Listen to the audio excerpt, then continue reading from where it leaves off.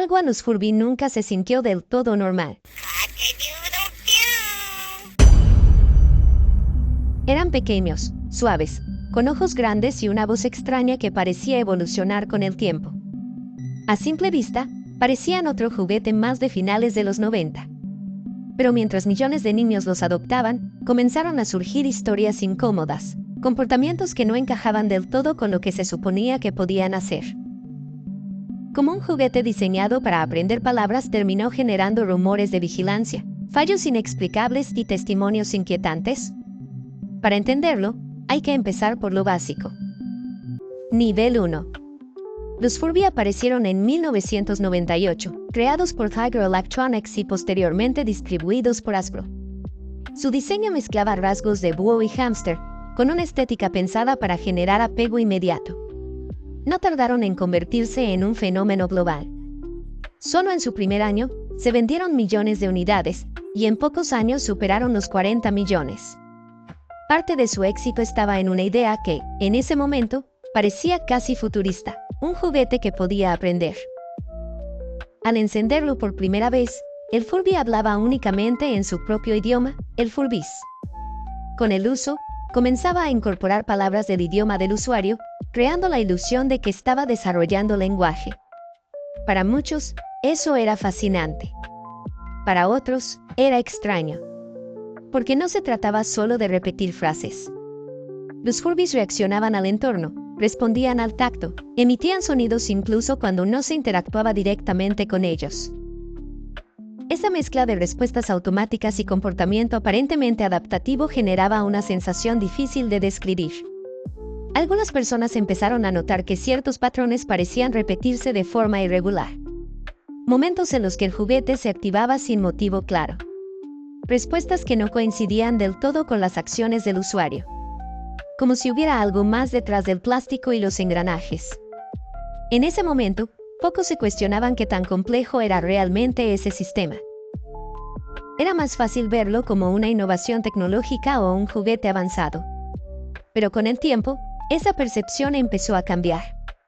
Y lo que parecía un simple experimento de entretenimiento, empezó a acumular detalles que no encajaban del todo. Nivel 2.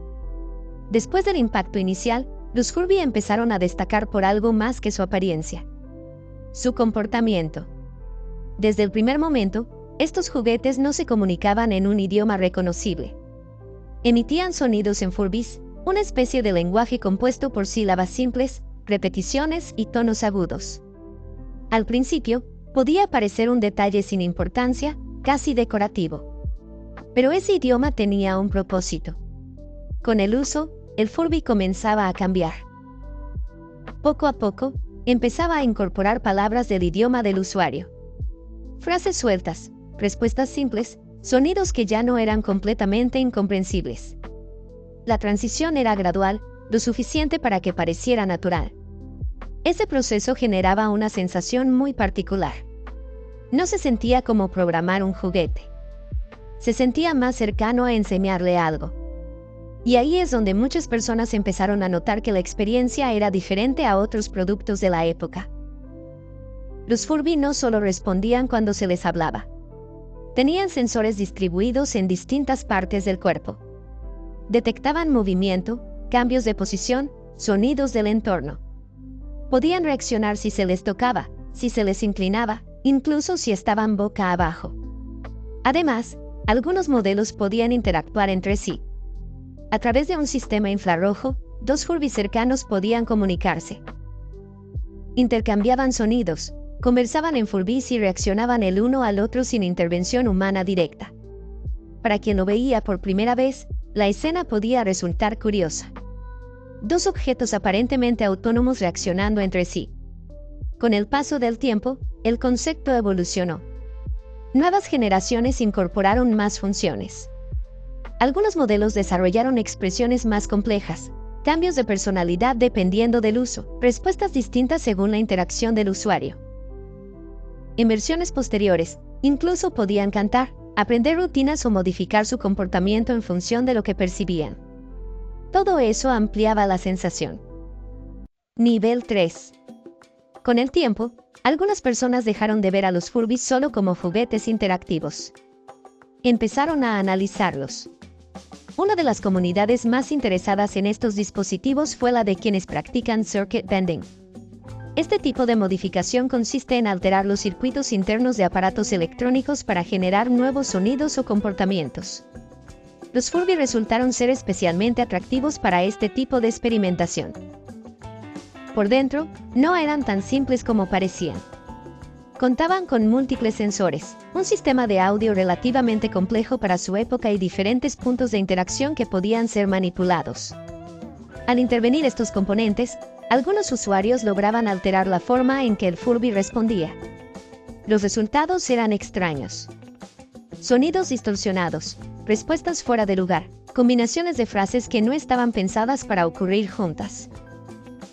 En algunos casos, los Furby modificados parecían comportarse de forma errática, como si sus patrones internos hubieran sido alterados de manera impredecible. Pero no todo venía de modificaciones externas. Algunas versiones oficiales ya incluían comportamientos que podían resultar peculiares. Modelos como Shelby o ciertas ediciones especiales tenían personalidades distintas, respuestas únicas y formas de interacción que no estaban presentes en otros Furby. Eso significaba que dos unidades diferentes podían reaccionar de maneras completamente distintas ante el mismo estímulo. Con la llegada de nuevas generaciones, esta complejidad aumentó. Algunos modelos incorporaron aplicaciones móviles que permitían interactuar con el Furby a través de sonidos de alta frecuencia. Estas apps añadían nuevas funciones, minijuegos y formas de comunicación que no eran visibles a simple vista. Sin embargo, muchas de estas aplicaciones fueron eliminadas con el tiempo, lo que dejó a ciertos modelos con funciones incompletas o inaccesibles. Ese detalle puede parecer menor, pero generó una situación curiosa. Existían Furby con capacidades que ya no podían ser utilizadas como fueron diseñadas, como si parte de su funcionamiento hubiera quedado bloqueado. En otros casos, los cambios de personalidad en algunos modelos también llamaron la atención. Dependiendo de cómo se interactuara con el Furby, este podía transformar su comportamiento. Podía volverse más activo, más silencioso o más errático en su forma de hablar. Ese tipo de variación no siempre era evidente. A veces ocurría de forma gradual, casi imperceptible. Y eso generaba una sensación particular en quienes pasaban mucho tiempo con uno de estos juguetes. La impresión de que no siempre reaccionaban igual, como si hubiera algo cambiando en segundo plano. A esto se sumaban detalles técnicos que pasaban desapercibidos para la mayoría. Retrasos en las respuestas, pequeñas desincronizaciones entre sonido y movimiento, activaciones fuera de contexto. Nada que pareciera grave por sí solo, pero acumulados, empezaban a formar un patrón difícil de ignorar. En la mayoría de los casos, todo esto tiene una explicación técnica. Programación, sensores, respuestas predefinidas. Pero cuando se combinaban modificaciones externas, versiones distintas y funciones incompletas, el resultado podía ser difícil de anticipar. Y ahí es donde los Furby empezaron a cruzar una línea. Una línea en la que dejaban de sentirse completamente predecibles. Nivel 4. A medida que los Furby se hacían más populares, comenzaron a aparecer preocupaciones que iban más allá de simples fallos técnicos. Una de las más conocidas surgió en 1999. Ese año, una noticia llamó la atención de muchas personas. La Agencia de Seguridad Nacional de Estados Unidos, conocida como la NSA, decidió prohibir el ingreso de Furby en sus instalaciones. La razón parecía sacada de una historia exagerada. Se creía que estos juguetes podían grabar conversaciones y repetir información sensible. La idea generó inquietud inmediata. Un objeto diseñado para aprender lenguaje, con un micrófono integrado, presente en oficinas donde se manejaba información clasificada. Para algunos empleados, eso era suficiente para considerar un riesgo potencial. La preocupación no surgió de la nada. Los Furby respondían a sonidos. Reaccionaban a voces. Emitían frases que parecían adaptarse con el tiempo. Desde fuera, era fácil asumir que estaban registrando lo que escuchaban. Pero había un problema con esa teoría. No era cierta. Los creadores del Furby aclararon que el dispositivo no tenía la capacidad de grabar audio. El micrófono que incorporaba solo detectaba patrones simples de sonido, sin interpretar palabras ni almacenarlas. Aún así, el temor ya se había instalado. Durante un tiempo, estos juguetes quedaron fuera de ciertas instalaciones gubernamentales. La situación se resolvió después de pruebas internas, que confirmaron que no representaban un riesgo real. La prohibición fue retirada. Pero el daño ya estaba hecho. La idea de que un Furby podía escuchar más de lo que parecía quedó en la mente de muchas personas. Y ese no fue el único caso. Años después, con el avance de la tecnología, los nuevos modelos empezaron a incorporar conectividad. Uno de los ejemplos más polémicos fue el Furby Connect. Este modelo podía vincularse con aplicaciones móviles mediante Bluetooth y otras tecnologías inalámbricas. Eso permitía ampliar sus funciones, añadir contenido y generar nuevas formas de interacción. Pero también abrió la puerta a nuevas preocupaciones. Una investigación señaló que estos dispositivos podían tener vulnerabilidades. Según el informe, alguien con conocimientos técnicos y cercanía física podría conectarse al Furby sin demasiadas restricciones. Desde ahí, en teoría, sería posible enviar audio al juguete. Eso significaba que un tercero podría hacer que el Furby reprodujera sonidos o voces sin que el usuario lo esperara. La posibilidad generó incomodidad. Aunque la compañía responsable explicó que estas situaciones requerían condiciones muy específicas y no implicaban una amenaza directa, el debate volvió a surgir. Otra vez, el mismo punto. Un juguete que reacciona al entorno. Un dispositivo que emite sonidos. Un objeto que parece responder. Cuando se combinan esos elementos, la percepción cambia. Incluso si la explicación técnica es clara.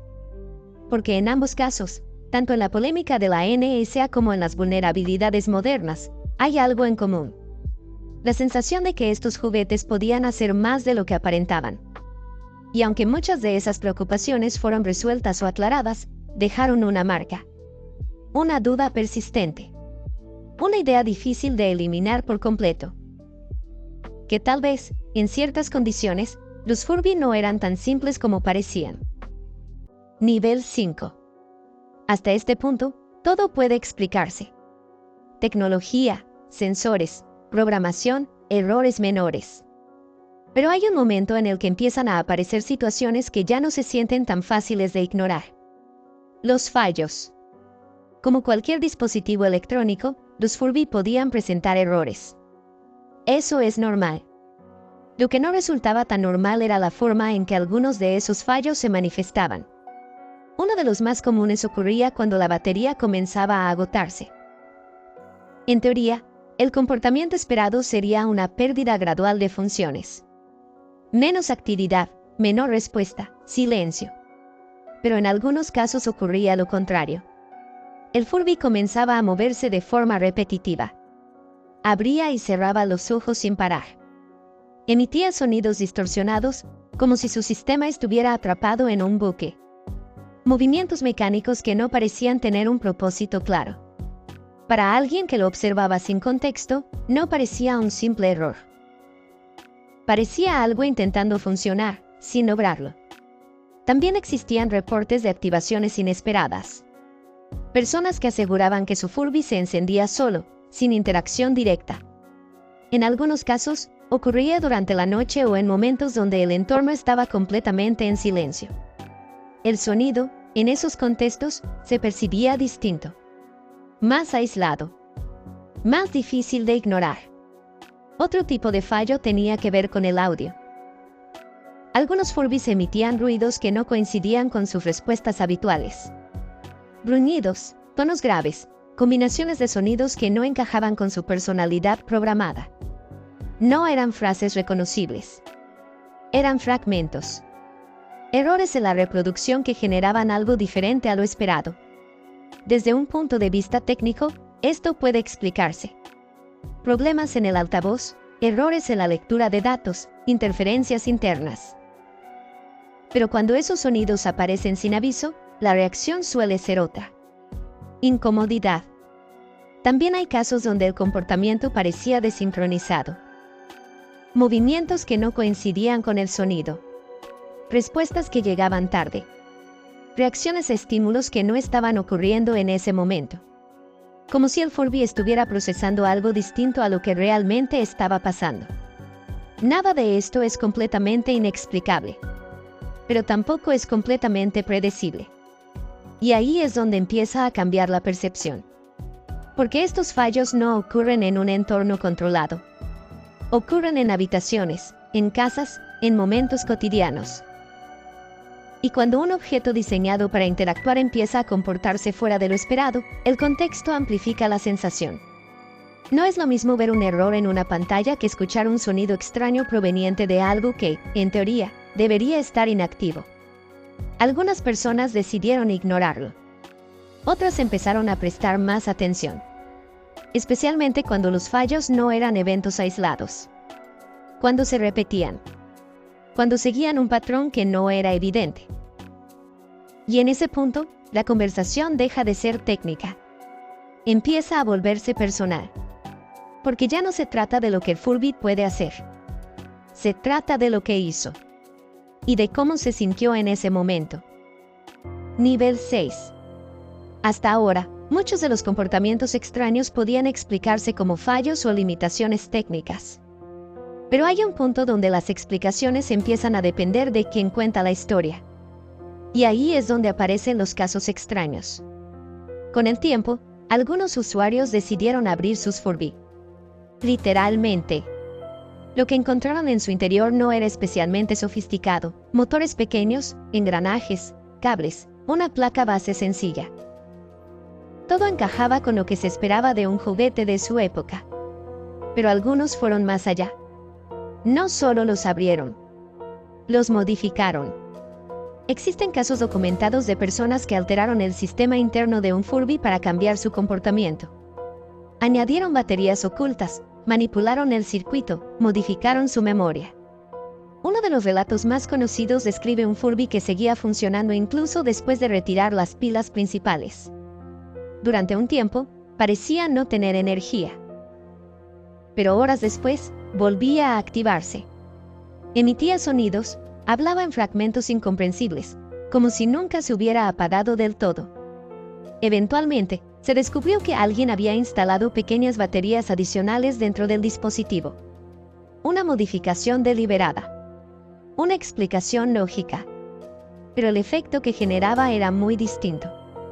Porque para quien no conocía esa alteración, la experiencia era otra. Un objeto que debería estar inactivo, reaccionando. No es el único caso.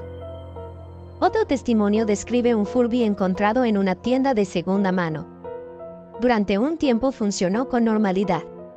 Respondía, emitía sonidos, nada fuera de lo común. Hasta que un día empezó a fallar. Los sonidos dejaron de tener sentido. Las respuestas no coincidían con ninguna interacción. El comportamiento se volvió irregular, casi caótico. No hubo una modificación confirmada en ese caso. Solo el cambio. También hay historias que ocurren después de largos periodos de inactividad. Objetos olvidados. Guardados en cajas, en sótanos, en lugares donde no deberían activarse. Y aún así, lo hacen. Uno de los relatos más compartidos habla de sonidos provenientes de un sótano. Vibraciones, ruidos constantes.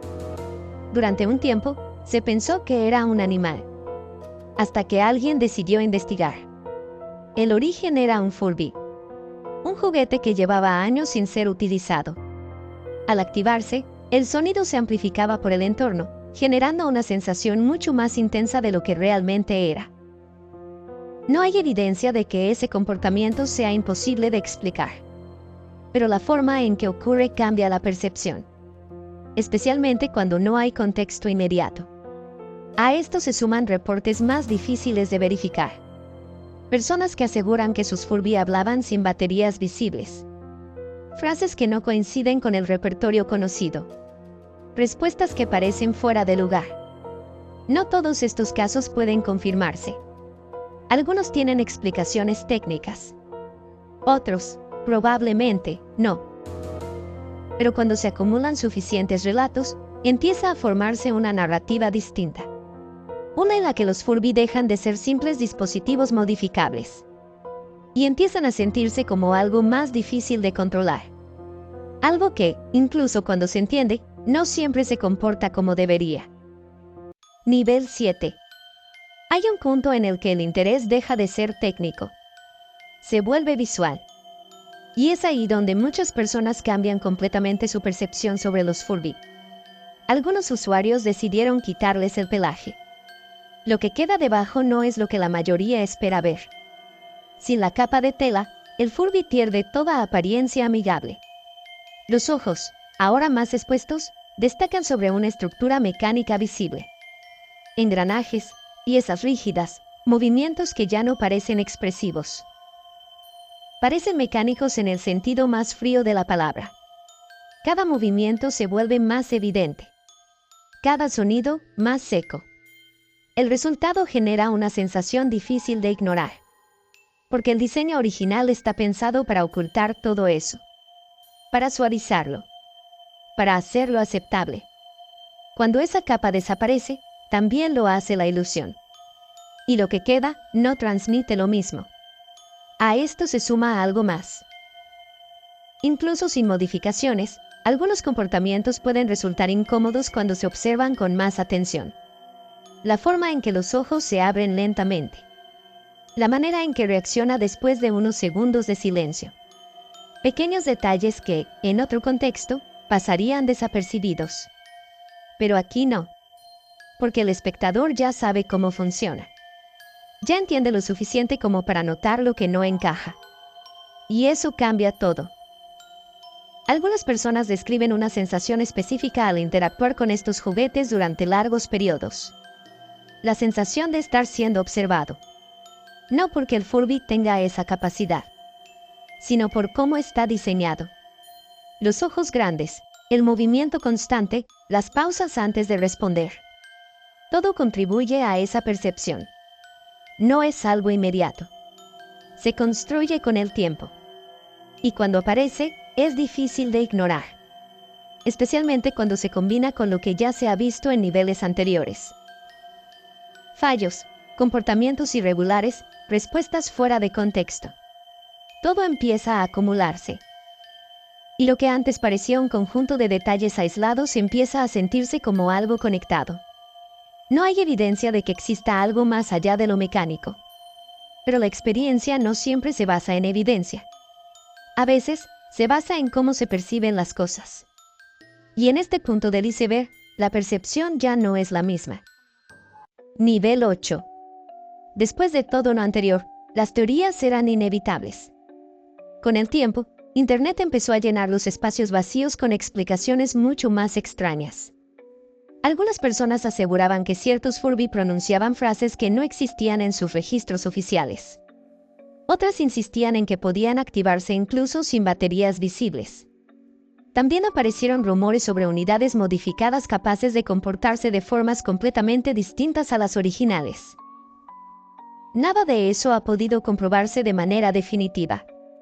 Pero los rumores nunca desaparecieron. De hecho, crecieron precisamente porque los Furby estaban diseñados para parecer vivos. Aprendían palabras, reaccionaban al entorno, respondían después de pequeños silencios. Incluso entendiendo cómo funcionaban, seguían generando una sensación incómoda difícil de explicar. Y quizá esa es la razón por la que todavía resultan inquietantes. Porque un Furby no parece peligroso. Parece inocente. Pero mientras más tiempo pasas observándolo, más evidente se vuelve que fue creado para simular algo cercano a una presencia. Algo que escucha. Algo que responde. Y a veces, algo que parece esperar. Si quieres otro iceberg sobre juguetes, tecnología extraña o misterios de Internet, suscríbete y deja tu like. Porque mientras más profundo se vuelve el iceberg, más difícil es volver a ver estas cosas de la misma manera.